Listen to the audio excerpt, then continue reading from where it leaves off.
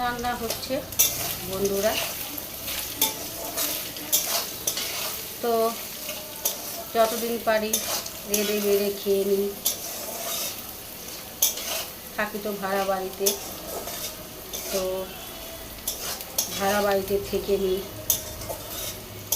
এই রান্নাটা করছি পিয়ার খুব পছন্দের, খাইয়ে দাইয়ে দিই পছন্দের রান্না বান্না। কারণ আবার তো কবে বলতে কবে রাস্তায় গিয়ে দাঁড়াতে হবে, রাস্তায় বসতে হবে, রাস্তার ভাত কুড়িয়ে খেতে হবে আমাদের, বুঝেছেন? তাই রান্না বান্না করে নিজেও খাচ্ছি, সন্তানকেও খাওয়াচ্ছি, স্বামীকেও খাওয়াচ্ছি। কবে আবার জুটবে না কে জানে। তো এই কথাগুলো বলছি কেন, হয়তো আপনাদের মনে প্রশ্ন জাগতে পারে। এই কথাগুলো আমাদের কিছু মূল্যবান ব্যক্তিরা, মহান ব্যক্তিরা আমাদের বলেছেন, বুঝেছেন?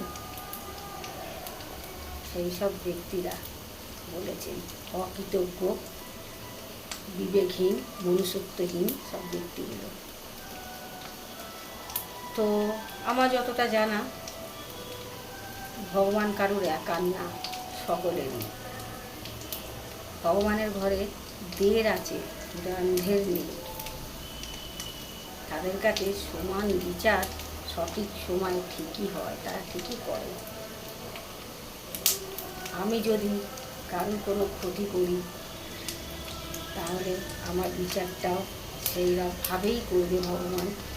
আর বিনা কারণে যারা এই সমস্ত কথাবার্তা আমাদের বলছে, তাদের বিচারটাও ভগবান ঠিকই টাইমে করবে। এবার বলবেন কারণ কেন বলছে? ওই যে স্বার্থ, আর স্বার্থ সিদ্ধি করতে পারছে না আমাদের কাছে, স্বার্থকে কাজে লাগাতে পারছে না, তাই আমাদের এই সমস্ত কথাবার্তা তেনারা বলছেন, বুঝেছেন? তো কি বলবো বন্ধুরা,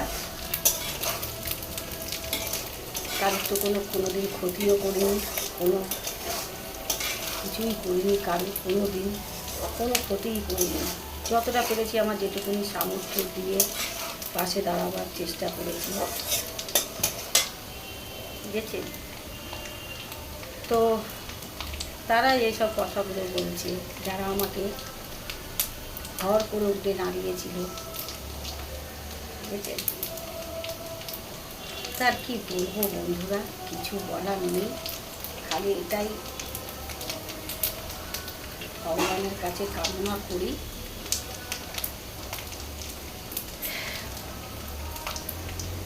তারা যেন আমাদের সাথে থাকে। আর কারা বলছে জানেন এইসব কথাবার্তাগুলো? যারা নিজেরা সন্তানের মা বাবা। আমি যদি রাস্তায় গিয়ে বসি, রাস্তায় ভাত কুড়িয়ে খাই, রাস্তায় গিয়ে দাঁড়াই, তার সাথে সাথে তো আমার সন্তানটাও যাবে। তাহলে পরের সন্তানের ক্ষতি চাইছে না? তাদেরও তো ঘরে সন্তান আছে। আমি বলবো না তাদের সন্তানদের কিছু কোনোদিনই চাইবে না। সকল সন্তান সব মায়ের কাছেই যায়।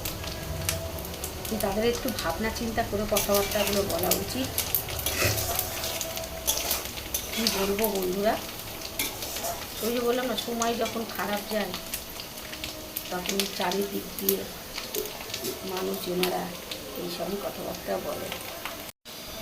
ওই সব অকৃতজ্ঞ, বেঈমান, মনুষ্যত্বহীনগুলো একবার ফোন করেই নিয়েছে। আমাদের রাস্তার ভাত কুড়িয়ে খাওয়াবেই, আমাদের রাস্তায় বসাবেই, আমাদের রাস্তায় দাঁড় করাবেই, এটা ওরা দেখতে চায়, বুঝেছেন? তো শুভ দুপুর বন্ধুরা।